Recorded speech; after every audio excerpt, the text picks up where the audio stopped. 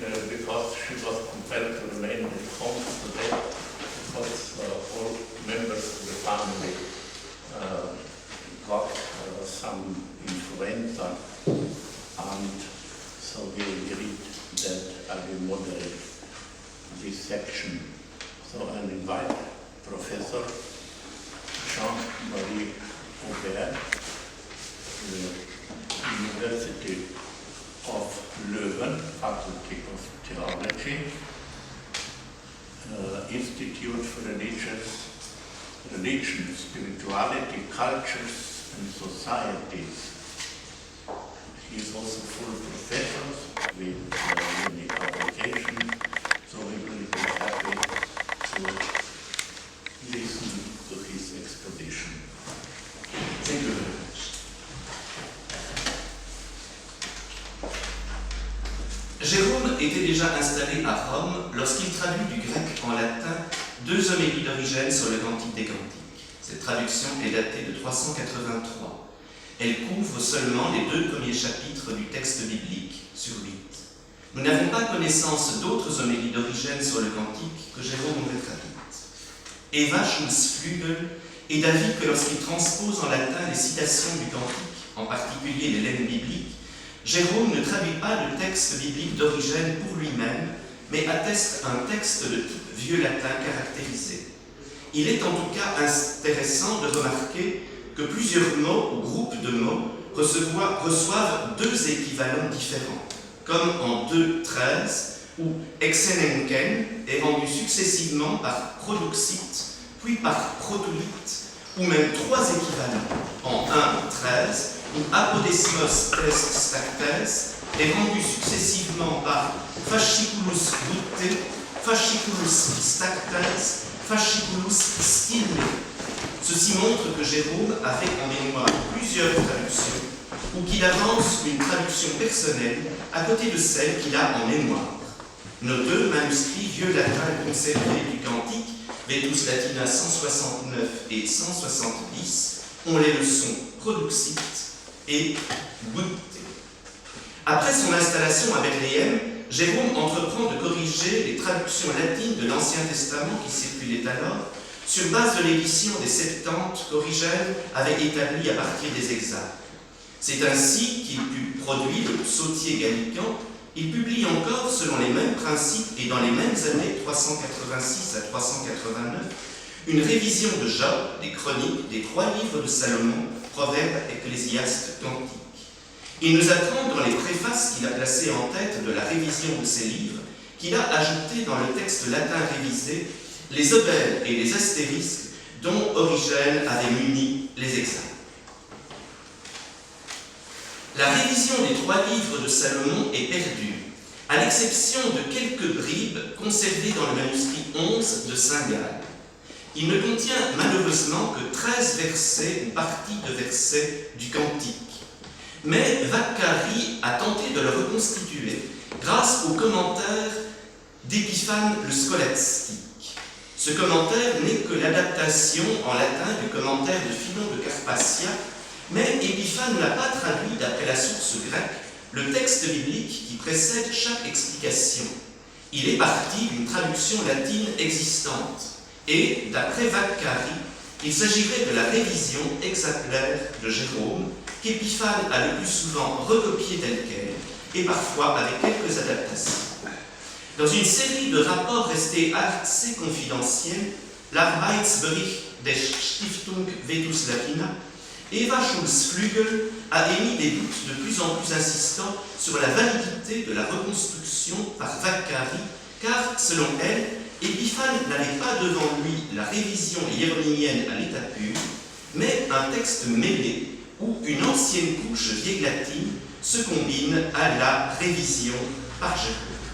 Ceci demanderait à être vérifié, car Mme Schulz-Flügel n'apporte pas la démonstration de ce qu'elle a fait. Jérôme interrompt bientôt son travail de révision d'après le grec pour se lancer dans le projet d'une traduction sur frais nouveaux à partir du texte hébreu. La traduction du Cantique Iuxta Hebreas daterait de 398. Jérôme cite-t-il ses propres traductions du cantique? Pour mener à bien mon enquête, je suis parti d'un inventaire complet des citations du cantique chez Jérôme, inventaire qui a été réalisé dans le cadre du projet Bible Index et que Laurence Mellerin a bien voulu mettre à ma disposition. Je la remercie une fois encore. Je commencerai par une remarque de bon sens. Jérôme n'a pas pu citer sa traduction d'après l'hébreu avant 398, ni sa révision exemplaire avant son arrivée à Bethléem. Je ne comprends donc pas comment Vaccari a pu mentionner dans son apparat la lettre 22 à Eustochium datée de 384 et même la traduction par Jérôme des homélies sur le cantique d'Origène comme témoin de la révision exemplaire. Eva Schulz-Flügel écrit avec plus de vraisemblance qu'en traduisant les homélies d'Origène en 383, Jérôme a déjà jeté les bases de sa révision du cantique d'après les exemples. Un exemple. L'emploi du mot fratruelis pour traduire Adelphidos apparaît déjà dans la traduction des homélies d'Origène. Le mot Adelphidos n'est pas attesté en grec avant la Septante et au sein de celle-ci, il n'est attesté que dans le Cantique des Cantiques. C'est donc un mot rare. Les traducteurs anciens ont hésité sur la traduction à lui donner. Les manuscrits vieux latins ont toujours frater. Ruffin, dans sa traduction du commentaire d'Origène, donne fraternus. L'équivalent le plus habituel chez Ambroise est consovrinus. Jérôme, lui, a toujours le mot fratruelis. De Broglie considérait que la traduction de Adelphidos par fratruelis était, je cite, une des marques les plus caractéristiques de la révision exemplaire. En fait, c'est une option que Jérôme a prise en traduisant les homélies d'Origène en 383 et il s'y est constamment tenu par la suite. C'est la signature de Jérôme plutôt qu'une caractéristique propre à la révision exemplaire. Jérôme cite-t-il sa révision exemplaire? Parmi les textes postérieurs à 387, il y en a un qui tient une place particulière. C'est le contre-jovinien. Alors que dans les autres œuvres de Jérôme, le cantique est cité de manière occasionnelle et brièvement, 2 chapitres du contre-jovinien, écrit en 393, offrent un tissu serré de citations du cantique des cantiques. Contre l'épicure chrétien, comme il l'appelle, Jérôme entend démontrer que ce livre biblique contient les biens sacrés de la virginité. Jérôme se doit donc d'être précis quand il cite le texte du cantique dans ce texte polémique. Malheureusement, la seule édition actuellement disponible est celle de Val-Larcy reproduite dans la patrologie latine de Mine. En attendant l'édition critique annoncée aux sources chrétiennes, j'ai collationné les citations du cantique dans un manuscrit de la Bibliothèque nationale centrale de Rome, le Sessoriano 120. Sur les 18 versets cités dans le contre-jovinien, 2 seulement se retrouvent dans le manuscrit de Saint-Gall, qui est notre témoin le plus fiable de la recension exemplaire. Il s'agit de Cantique, chapitre 3, versets 7 et 8. Vetus Latina, manuscrit 160, c'est le manuscrit de Saint-Gall. Ecce lectus Solomonis, sexaginta potentes in circuituibus de potentibus Israël, omnes tenentes frameam, edocti bellum, vir gladius eius in femore ipsius. Jérôme, contre-jovinien, ecce lectulus Salomonis, sexaginta potentes in circuituibus de potentibus Israël, omnes ferentes frameam, et docti bello, viri gladius in femore eius. La leçon lectulus que donne le manuscrit de Rome est suspecte. Il pourrait s'agir d'un alignement sur la Vulgate. D'autres manuscrits ont lectus, c'est la leçon retenue dans la patrologie. Les mots et, docti, bello, viri, gladius sont peut-être le résultat d'une correction par un copiste qui jugeait incorrecte la construction edocti bellum vir gladius. Par ailleurs, une comparaison entre les citations du contre-jovinien et les lemmes d'Épiphane montre une grande similarité, y compris sur des points significatifs comme en 2.14, la traduction de Echomena tu protentismatos par Iuxta promurale et non Intecmine ante muralis, ou continuata usque ante muros, comme dans les traductions antérieures, et celle de acutison metem frumensu par auditam mihi fac vocem tuam, plutôt que audire me fac vocem tuam. Il y a donc un faisceau de convergence pour conclure que Jérôme cite bien sa révision exemplaire dans le contre-Jérémie. Ailleurs, les citations sont brèves et éparses. Jérôme cite le cantique de mémoire tel qu'il a le verset en tête au moment où il écrit. Une mémoire qui peut être défaillante. Ainsi, dans le commentaire sur Isaïe, Jérôme cite les derniers mots de Cantique 2.14 sous la forme odor tuus suavis et facies tuas speciosa. En fait, en hébreu comme en grec, c'est la voix qui est suave. Il y a ici confusion avec les passages qui vantent l'odeur des parfums de la bien-aimée ou de ses vêtements. En tout cas, du fait que le mot fratruelis apparaît dans une citation de Jérôme, on ne peut pas conclure qu'il cite sa révision exacte. Jérôme cite-t-il sa traduction d'après l'hébreu? Ici encore, une remarque préliminaire s'impose. La traduction grecque du cantique est une traduction littérale. Les écarts par rapport à l'hébreu sont peu nombreux, de sorte que la traduction la plus naturelle d'un verset d'après le grec peut être identique à sa traduction la plus naturelle d'après l'hébreu.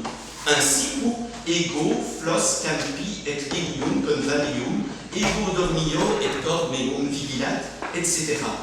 Comme les citations du cantique chez Jérôme sont généralement brèves, il est parfois impossible de trancher. Nous ne disposons pas toujours de critères dirimants. Mais là où nous disposons de critères dirimants, on voit que Jérôme cite presque toujours une traduction d'après la Septante. Les bien-aimés sont toujours le fratruilis et sa proxima, jamais le dilectus et son amica, comme dans la traduction d'après l'hébreu. Cantique 2.4 est toujours cité avec les verbes à l'impératif. Introducite me in cellam vim, ordinate me avec l'indicatif, comme dans la traduction d'après l'hébreu. La bien-aimée monte toujours de algrata, c'est-à-dire les leucantismene comme en grec, et non de deserto, comme dans la traduction d'après l'hébreu. Le commentaire sur Ézéchiel contient une citation tronquée de Cantique 1, 4, 5, sous la forme Nigrassum et formosa quia despexit me, sive, ut melius in hebraico continetu decoloravit me sol. On voit ici que Jérôme cite une traduction faite sur le grec, mais qu'il est conscient que l'hébreu peut avoir un texte différent, dont il affirme ici qu'il est meilleur et qu'il a ce texte également en mémoire. Les derniers mots de Cantique 5.1 sont probablement cités d'après la traduction sur l'hébreu dans un passage du commentaire sur Isaïe. Que medite amici, libite et inebria mini carissimi, car la leçon carissimi correspond à l'hébreu dodim, alors que dans un autre passage du commentaire sur Isaïe et dans le commentaire sur Osée, le verset est cité avec la leçon fratres qui correspond au grec adelphi. Dans le commentaire sur Isaïe, Jérôme écrit en se référant en Cantique 3.9 Omniumque pene linguarum verbis utuntur hebrei, ut est illut in canticorum de Greco, foriam, id est ferculum sibi fecit Salomon, quod in hebreo ita legimus. Jérôme considère foreion comme un emprunt au mot hébreu correspondant à pirium. Il le traduit par ferculum, rompant avec les traductions antérieures qui optaient pour gestatorium, auquel il substitue le mot qu'il a utilisé dans sa traduction d'après l'hébreu pour traduire apirium. On voit ici que le mot latin utilisé pour traduire l'hébreu convient aussi pour traduire le grec, quand l'hébreu et le grec ont le même contenu. Je voudrais à présent examiner un verset particulier, tel qu'il est cité dans la lettre 22 à Eustochium. Lors du colloque de Lyon en 2015, j'ai eu l'occasion d'analyser de près la traduction de Jérôme, soi-disant d'après l'hébreu de Cantique 5.4. Voici le contexte. C'est la nuit. La bien-aimée est couchée et dort quand elle entend le bien-aimé qui frappe à la porte et lui demande d'ouvrir.